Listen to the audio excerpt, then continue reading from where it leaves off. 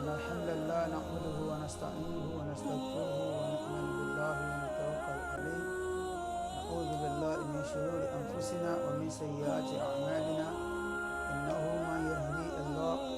فلا مضل له ومن يضلل فلا هادي له. أشهد أن لا إله إلا الله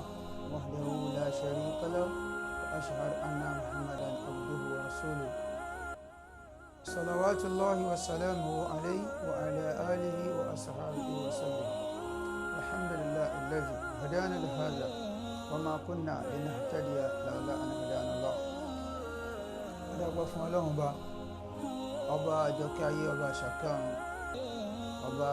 tí ó ti ń bẹ kí gbogbo nǹkan tó máa bẹ. Ọba náà lọ́ba tó ṣe pé nígbà tí gbogbo nǹkan ọba ní símọ́, Ọlọ́run ọba nìkan náà ni ó máa ṣẹ́kù.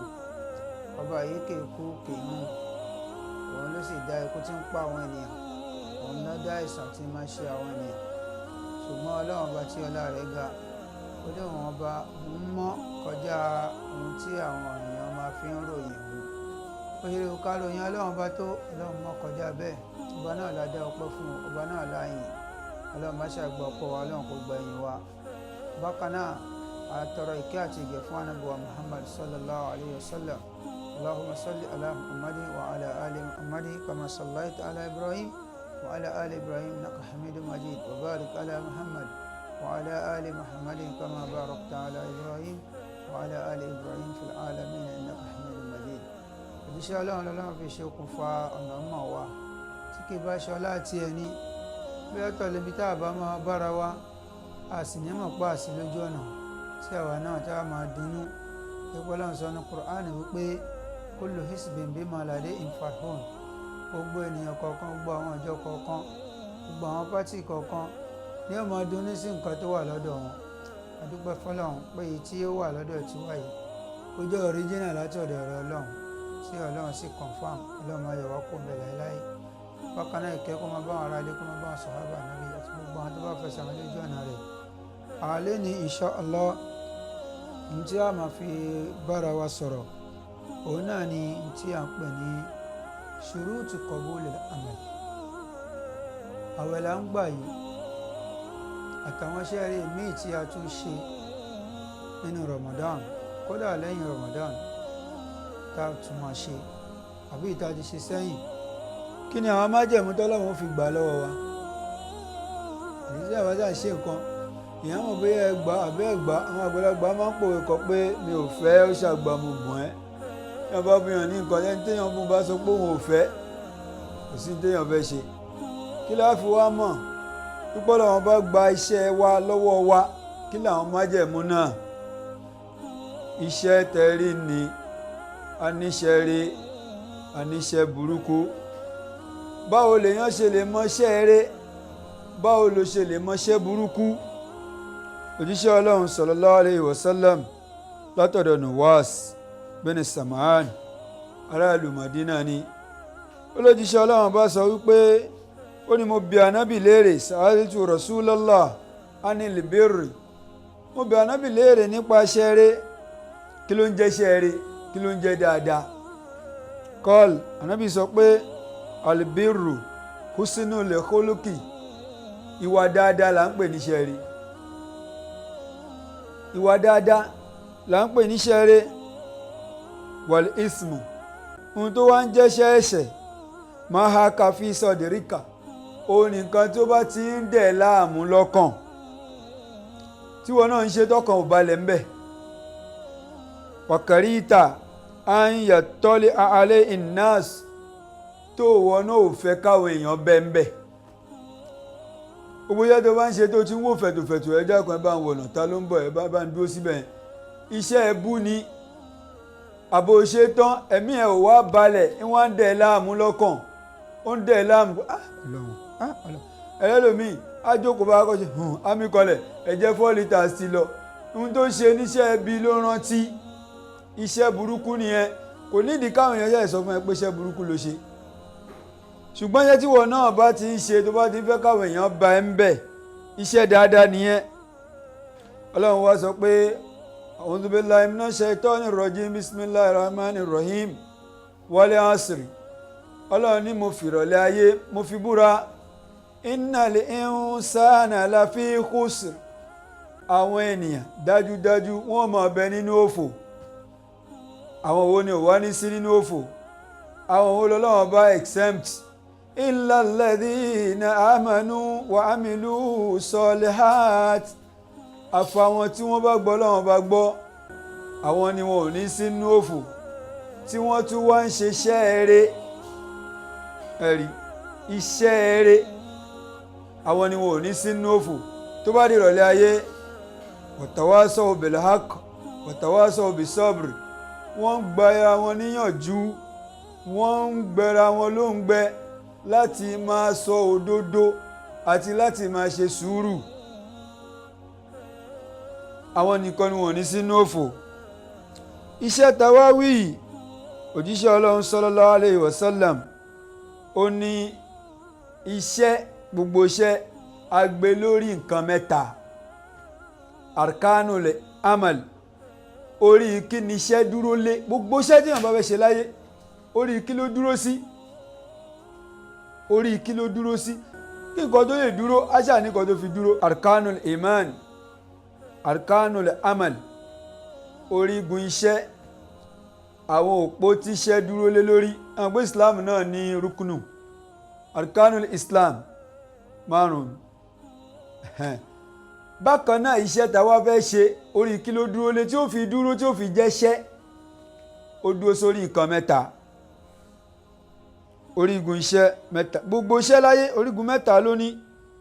tí ò bá ti pé mẹ́ta kò ní dúró tó bá jẹ́ méjì kò ní dúró ẹyọ kan kò ní dúró àfi kó pé kílẹ̀ lákọ̀ọ́kọ́ àyàkúnà amalu alàlìkítàbí wa sunna gbogbo iṣẹ́ téèyàn bá fẹ́ ṣe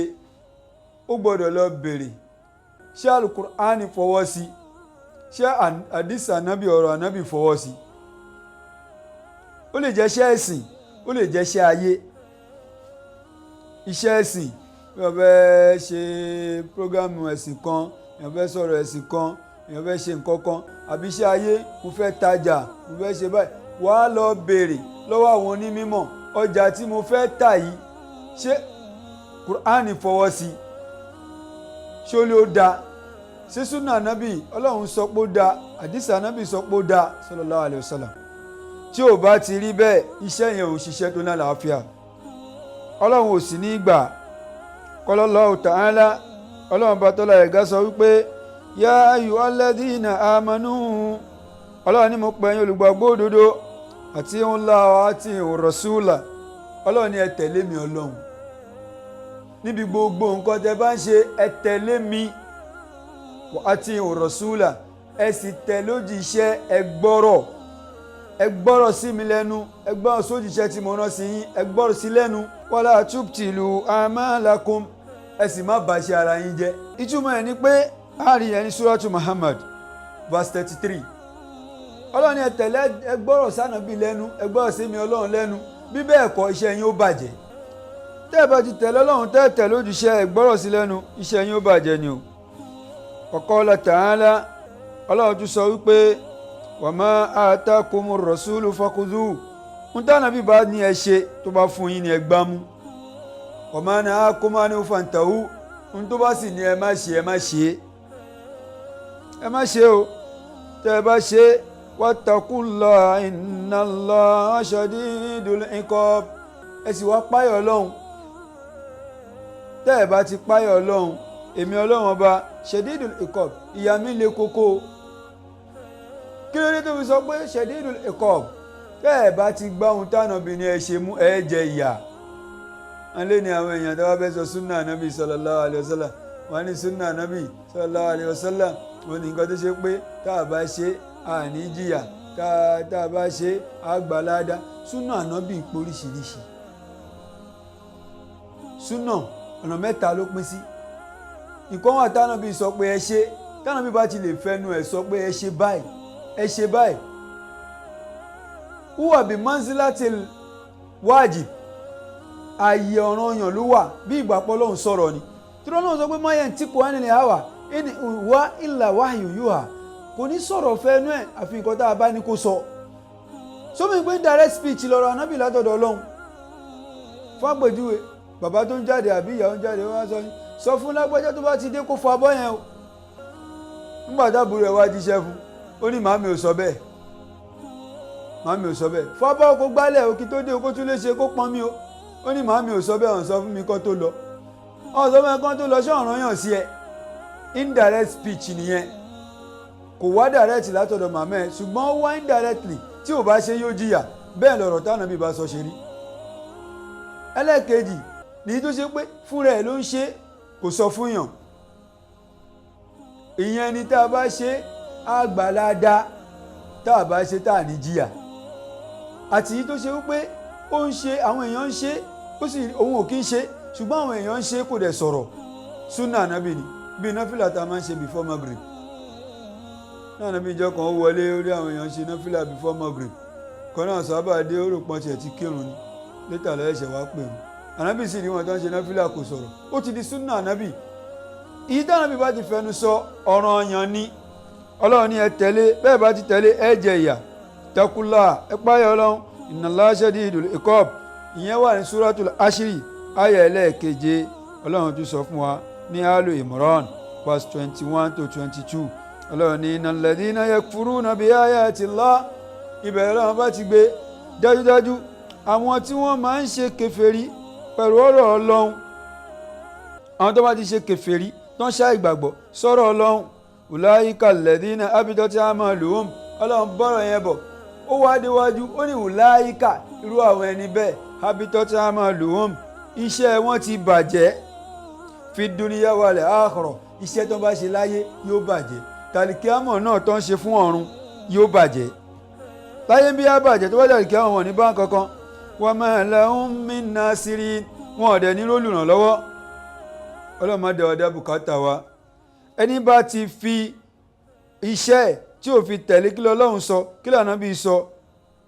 ṣọ́lọ́run ní iṣẹ́ ṣànàbí ní iṣẹ́ tí ò tẹ̀lé bẹ́ẹ̀ irú ẹni bẹ́ẹ̀ ọlọ́run ò ní gbà.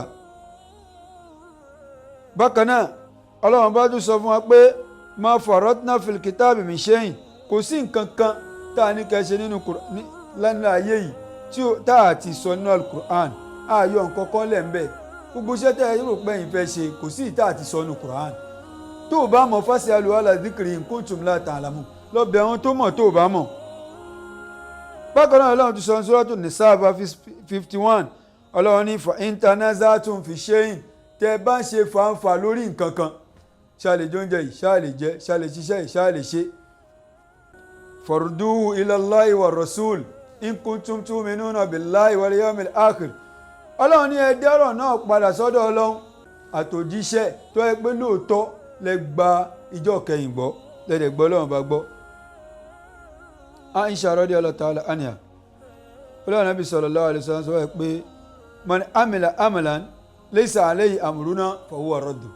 ẹni bá ṣiṣẹ́ kan tá a pa aláṣẹ pé kó ṣe tí ò sáṣẹ wá ń bẹ̀ irú iṣẹ́ náà ọlọ́run ó dá padà fún ni ọlọ́run má kọ̀ṣẹ́ wa lé wa lọ́wọ́. májẹ̀mọ́ ẹlẹ́ẹ̀kejì orígun kejì òun náà ni àyàkúnà amalu aláàkídátì sọ̀híhà òun ni pé iṣẹ́ náà gbọ́dọ̀ máa bẹ lórí àdìsọ́kàn tó dáa ìmọ́nì tó dáa. kí ló ń jẹ́ àkídà? àkídà ìyà kayfiyatu tarsikhi tawhid fil qalbi òun ni bí ìmọ̀ ọlọ́run lọ́kàn ṣe rinlẹ̀ tó nínú ọkàn ló ń jẹ́ àkídà. ó wá pín sí mẹ́ta tawhid tari huwa iman bí wahdaniyatillah òun ni nígbàgbọ́ sọ́nà sí ọ̀kan ṣoṣo ọlọ́run. ó wá pín sọ́nà mẹ́ta tí a bá padà dé pẹ̀lú ògo ọlọ́run a lọ fún sinmi ráńpẹ́ a bá padà dé a máa kọ̀ntínú lórí ìpín tí tawhid tó pín sí.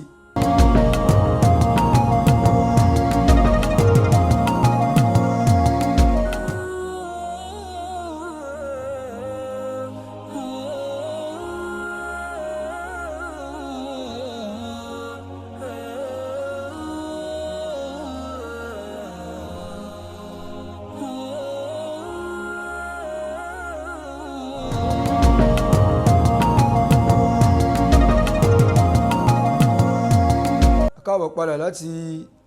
ilé agbára ìpín tí tawhid pín sí òun la bọ́rọ̀ dé. kí ni tawhid? òun ni iman biwadaniyatillah ìgbàgbọ́ sí ìjọ kan ṣoṣo ọlọ́run ká nígbàgbọ́ sí ìjẹ́ ọ̀kan ṣoṣo ọlọ́run. ó wá pín sọ́nà mẹ́ta àní tawhid rububiyya ìyẹn ni ká gbàgbọ́ pé iman bi anallahu al-khaliqu li kulli shay'in òun ló dá gbogbo nǹkan wa razikuhum òun ló ń pèsè fún wọn wa muhyihim òun ló ń jẹ́ ká máa ṣẹ̀mí wa mumituhum òun ni ó sì pa wọ́n wal mutasarrifu fihim òun ló ń gbénu wọn ṣọlá ìgbàgbọ́ nìyẹn wa hadha tawhid la yudkhil insan fil janna tawhid eléyìí ò gbéyàn wọnú àlìjánná illa idha ata bi tawhidil uluhiyya àfi tó bá mọ ẹlẹ́ẹ̀kejì wá ẹlẹ́ẹ̀kejì ni tawhidul uluhiyya ìgbọ́ ọlọ́run gbọ́ pé ọlọ́run ọba nìkan wal mustahiqu lil ibada òun ló lẹ́tọ̀ọ́ sí ká máa jọ́sìn fún torí ìgbàgbọ́ alákọ̀ọ́kọ́ gbogbo èèyàn ló ní gbogbo èèyàn ló mọ̀ pé ọlọ́run ló dá sánmọ̀ ló dálẹ̀ ló ń pèsè fún wa ṣùgbọ́n ẹlẹ́ẹ̀kejì yìí òun ni ká nígbàgbọ́ pé ọlọ́run ọba la máa ń jọ́sìn fún àti àmọ́lùlẹ̀ ìbádà àwọn iṣẹ́ ìjọ́sìn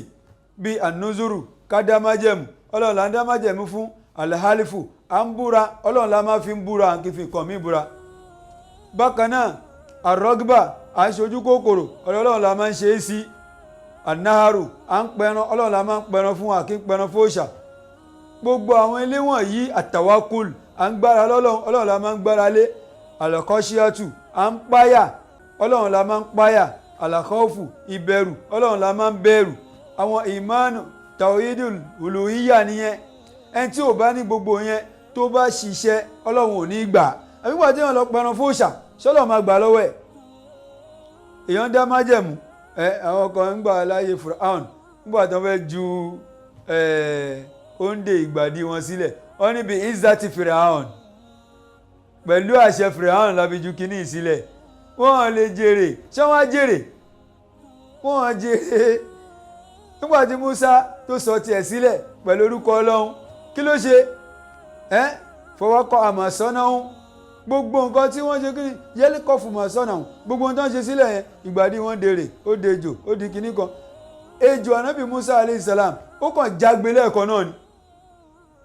ó jágbe bó ṣe jágbe báyìí gbogbo ejò wọn gbogbo kìnìún wọn ó papọ̀ dejò ẹyọ kan ejò Musa sì lọ bẹ̀ ó lè gbẹ́yọ kan yẹn mi bó ṣe wá gbé mi yìí kò sanra sí kò tóbi sí kò kéré sí ẹni bá ní mọ́nì àkídà tó dára ọlọ́run máa ń gbaṣẹ́ lọ́wọ́ ẹ̀ ọlọ́run kò má ṣàgbàṣẹ́ wa tàwídì ẹlẹ́ẹ̀kẹta ni asmau wa sifat ká nígbàgbọ́ nínú àwọn orúkọ ọlọ́run àti àwọn ìròyìn ọlọ́run ọlọ́run ọba ó lọ́wọ́ méjì a gbọ́dọ̀ gbà bẹ́ẹ̀ ọlọ́run lọ́wọ́ ọlọ́run sọ ní Al-Qur'an yadullahi mabsutatani ọwọ́ ọlọ́run ọba méjèèjì báyìí ó tẹ́lẹ̀ báyìí ni tó máa fi ń tọrẹ fáwọn èèyàn àwọn kan ní yadullahi maglula ọlọ́run ní ọ̀nàwọ́ ọlọ́run ó ka bàbá yìí akagon lọ́lọ́run ọlọ́run ní èmi ò kì í ṣe akagon ẹ̀yin gangan ní akagon ọwọ́ tèmi méjèèjì mabsutatani mo tẹ́lẹ̀ báyìí nífẹ̀ẹ́ tó bá fẹ́ ọrẹ kó wá béèrè máa fún ó túmọ̀ sí fún wa pé ọlọ́run ọba lọ́wọ́ ọlọ́run ọba máa ń bínú ọlọ́run ọba máa ń rẹ́rìn ọlọ́run ọba máa ń ó lójú méjì ọlọ́run ọba ó máa ń bínú ọlọ́run ọba máa ń yọnu ṣùgbọ́n yọnu ọlọ́run ọba máa ń nífẹ̀ẹ́ ìgbàgbọ́ làwọn eléyìí ẹni tí ò bá ní kò lè sí ní kò ní ọlọ́run ò ní gbaṣẹ́ ṣé wọ́n ní gbogbo ohun tá à ń sọ yìí mingeri tààtìlì wọ́là tẹ̀kìyífín wọ́là tẹ̀mísílì wọ́là tààtìlì àní ṣàfijọ́ ẹ̀ pé ọwọ́ ọlọ́run lọ́wọ́ bọ́wọ́ tí wá ṣe wá rí nítorí ọlọ́run ṣe rí rárá o ó lóun lọ́wọ́ ó ní náà ni ó gbọ́dọ̀ fi wé tiẹ̀ ìyẹn ni òye àwọn kan ọlọ́run dá èèyàn bí àwòrán ara rẹ̀ nítorí bó ti lóun lójú òun lọ́wọ́ ṣé báwa ṣe wá rí ni ṣé ọwọ́ tiwa àtọwọ́ tí àbá kan náà ni ṣèbá pa aṣáà ni mo gbọ́ wọlé yìí ṣé ó jọ ọwọ́ tèmi ni àbí tọ́lọ́run bá lóun lójú ṣérú ojú tiwa ni ojú tó ń rí gbogbo ayé lẹ́ẹ̀kan náà ṣojú tiẹ̀ ojú tiẹ̀ ò lè rẹ́yìn ó bá ti níwájú báyìí ibi tó rí náà ni ò lè rí pàkọ́ ẹ̀ ṣùgbọ́n ojú ọlọ́run ó rí gbogbo nǹkan èyí tó wà nù lẹ̀ méjèèjì ó rí ọlọ́run Ànábì Suleiman alayhi salam níjọ́ kan ó wà létí odò ó ṣèbádà ló wá rí kòkòrò kan bí rẹ̀ ó gbéwé tútù sẹ́nu Suleiman irun tó ń kí ọkọ ẹ̀ ó ti fẹ́ kúrò ńbẹ̀ ó ń wo kòkòrò yìí bó ṣe dé tí odò báyìí ó ké ó hàn bó ṣe hàn báyìí kọ̀ǹkọ̀ kọ́kọ́ jáde láti inú odò ni ó bá climb ẹ̀yìn kọ̀ǹkọ̀ yẹn ó bá gbé wọnú mi Suleiman ní èèmọ̀délé ni mo fẹ́ rí ibi tí ọ̀rọ̀ yìí ó parí sí Suleiman farabalẹ̀ kọ̀ǹkọ̀ yìí gbé lọ́nú omi nígbà tí ó gbé padà ó gbé ìrẹ̀ yìí padà kò séwé tútù lẹ́nu ẹ̀ mọ́. ṣẹlẹ̀ àwọn pé Suleiman gbọ́ ohun tí gbogbo ẹ̀dá ń sọ ó gbọ́ ohun tí eku ń sọ tẹ́yẹ ń sọ tí kòkòrò ń sọ ó wá bi kòkòrò léèrè pé akbriniani kabari kí ló lọ ṣe nínú omi ewé ẹnu ẹ ò gbé padà mọ́. ó ní Ọlọ́run ọba ti dá àpáta kan wà nínú ìsàlẹ̀ omi yìí kòkòrò kan wà ń bẹ̀ Ọlọ́run dá síbẹ̀ ohun tí ó máa jẹ yóò èmi ni màá máa gbé lọ fún lẹ́ẹ̀mẹ́ta lójúmọ́ bó dẹ̀ ṣe ti dá mi pé màá máa gbé lọ yìí ló ti dá màláìkà kan ní àwòrán kọ̀ǹkọ̀ tó ń rí yàn ń ṣe kọ̀ǹkọ̀ màláìkà ni òun ni ó wàá gbé mi lẹ́ẹ̀mẹ́ta lójúmọ́ màá lọ máa gbé oúnjẹ fún kòkòrò yìí ṣojú tiẹ̀ rí bẹ́ẹ̀ kò ṣeé fi wéra wọn Ọlọ́run ni ó ní náà ni asmau wa sifat àti àwọn nǹkan tó sọ nínú alukur'an àti sunna nabi sallallahu alayhi wa sallam a gbọ́dọ̀ gbàgbọ́ ìgbàgbọ́ nìyẹn májẹ̀mú ẹlẹ́ẹ̀kẹta orígun kẹta tí Qur'an tó dúró lé lórí. ẹlẹ́ẹ̀kejì náà ní ẹ̀rí tó pọ̀ nínú alukur'an Ọlọ́run ti sọ fún wa wípé la in ulaika alladhina laysa lahum nasibun fil akhirah àwọn tí wọn kì í ṣiṣẹ́ pẹ̀lú àkídà tó mọ́ pẹ̀lú ìgbàgbọ́ òdodo wọn ò ní rí ìkọ̀kọ̀ lálẹ́ kìámà wàhábì tá a máa sọ ọ̀nà òun gbogbo iṣẹ́ tí wọ́n ṣe Ọlọ́run ó sì bàjẹ́ ni wọn ò ní rí gbà wàbá tí ló máa kánú ya mọ̀lún iṣẹ́ tó ń ṣe òun ṣiṣẹ́ gidi Ọlọ́run bá ò ní gbà lọ́wọ́ wọn Ọlọ́run bá ò ní gbà Ọlọ́run wọn tún sọ pé dhalika hudallah ìmọ̀nà Ọlọ́run nìyẹn yàdí bí man yasha tọ́lọ́run máa fi ń fẹ́ ni tó bá fẹ́ mọ̀nà min ibadihi nínú àwọn ẹrú rẹ̀ walau ashraku ṣùgbọ́n pẹ̀lú gbogbo ìgbàgbọ́ yìí tó ń bá fi lè lọ ṣẹbọ sáwọ́ Ọlọ́run làhábítà anihum ma kánú ya mọ̀lún gbogbo nǹkan tó ń ṣe iṣẹ́ Ọlọ́run máa bàjẹ́ tí èèyàn bá ti ṣẹbọ tí àkídá èèyàn àdìsọ́kọ̀ èèyàn sọ́lọ́run bá ti dá. Suratul An'am verse 88 ló wà Ọlọ́run ti sọ pé walaqad uhiya ilayk àti ránṣẹ́ sí rẹ̀ Muhammad wa ila alladhina min qablika bá ṣe ránṣẹ́ sí ẹ la ṣe ránṣẹ́ sáwọn tó ti ṣíwájú kí la sọ fún wọn a ní kó máa sọ wípé láyìn ní aṣọ́rọ́kítà tó bá ṣe bọ pẹ̀lú Ọlọ́run tí àkídà rẹ̀ ò bá da làyàbá tọ́nà amaluk iṣẹ́ rẹ̀ ó sì bàjẹ́ ànígbà lọ́wọ́ rẹ̀ wala takunanna minal khasirin ó sì máa bẹ nínú àwọn ẹni òfò Ọlọ́run má jẹ́ abẹ nínú ẹni òfò. ẹlẹ́kẹta nínú àwọn arkanul amal orígun tó gbé iṣẹ́ dúró òun náà ni an yakuna al-amal ala al-ikhlas iṣẹ́ téèyàn fẹ́ ṣe ó gbọ́dọ̀ wà lórí ikhlas àwọn olóyìnbó ń pè ní sincerity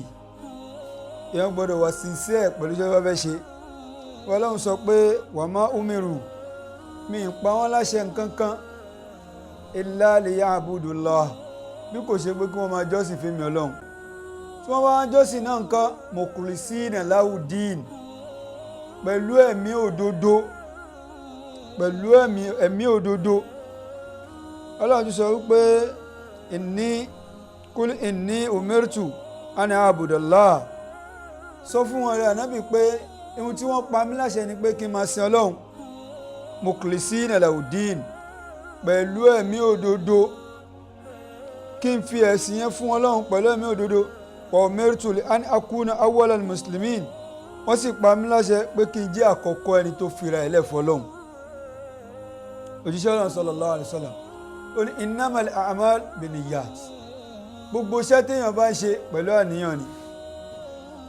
iṣẹ́ téèyàn bá ń ṣe orí àníyàn ni ó padà sí yóò máa bá bọ̀ nígbà tí àníyàn ò bá ti da yóò padà rí pé iṣẹ́ yẹn kò ní jèrè ẹ̀ Ọlọ́run má ṣàjàre eré sọ́wọ́ wa so iṣẹ́ téèyàn ń ṣe pẹ̀lú àníyàn tó da òun ni ó máa jẹ́ iṣẹ́ tọ́lọ́run ó gbà kọ́lọ́run má ṣàgbà iṣẹ́ wa kọ́lọ́run kó ṣe dáadáa fún wa ní ìparí gbogbo iṣẹ́ tábà wá ṣe yìí tó dúró lórí àwọn òpó mẹ́tẹ̀ẹ̀ta yìí ó láti jẹ́ láti fi wá ojú rere Ọlọ́run